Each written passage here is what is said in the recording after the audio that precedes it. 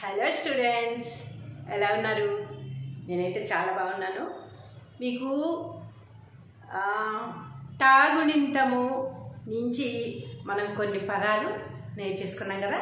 ఇప్పుడు డాగుణింతల్లో ఏమైనా పదాలు వస్తాయేమో చూద్దామా. డా నుంచి డహ వరకు గుణింతం రాసుకుని అందులో అదే అక్షరాలు ఏమన్నా టాలీ అయ్యి పదాలుగా ఏర్పడతాయేమో చూసుకుందాం. ఓకేనా?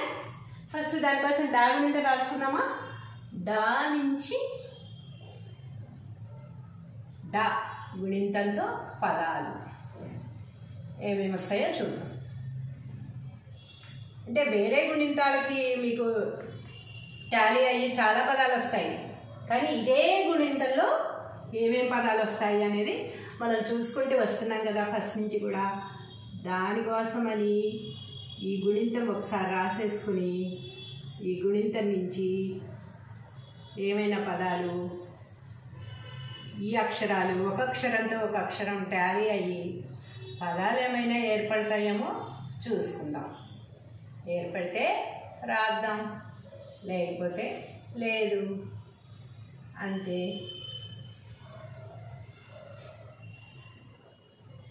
ఒకసారి గుణింతం మొత్తం రాసేసుకుందాం. రాసేసుకున్నాక ఒక అక్షరంతో ఇంకొక అక్షరం పోల్చి చూసుకుందాం. ఏ రెండు అక్షరాలైనా కలిస్తే పదంగా కూర్చుకుందాం. ఓకేనా? ఒకసారి గుణింతం చదివేసుకుని డ డా డి డి డు డు డ్రు డ్రూ డే డే డై డో డో డౌ డమ్ డ. చూడండి, ఇప్పుడు డాతో ఏ అక్షరమైనా టాలీ అవుతుందేమో, దానికి ఒక పదంగా ఏర్పడుతుందేమో చూసుకుందాం. వస్తే రాసుకుందాం, లేకపోతే నెక్స్ట్ లెటర్తో చూసుకుందాం.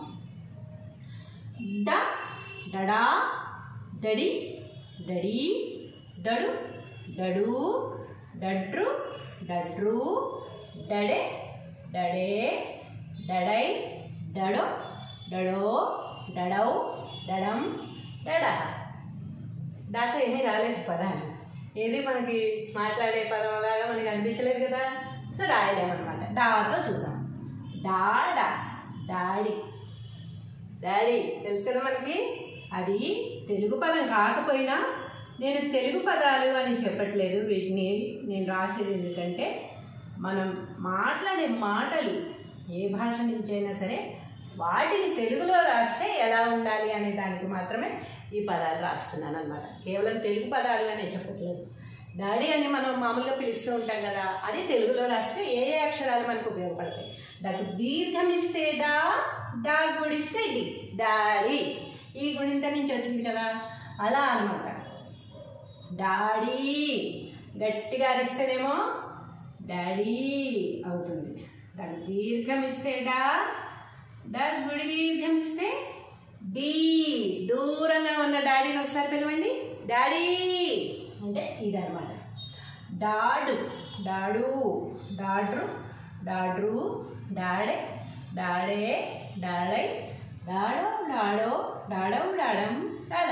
రాలేదు. డి నుంచి డిడా డిడా డిడి డిడు డిడి డిడు డిడు డిడ్రు డిడ్రు డిడే డిడే డిడై డిడో డిడో డిడౌ డిడం డిడా. ఏమీ రాలేదు. డీతో కూడా రాదు. డూతో చూద్దాం.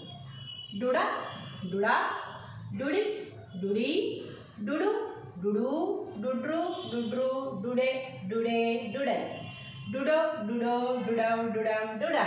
ఏమీ రాలేదు. డూతో కూడా రావు, డ్రూతో కూడా రావు. డేతో చూద్దాం.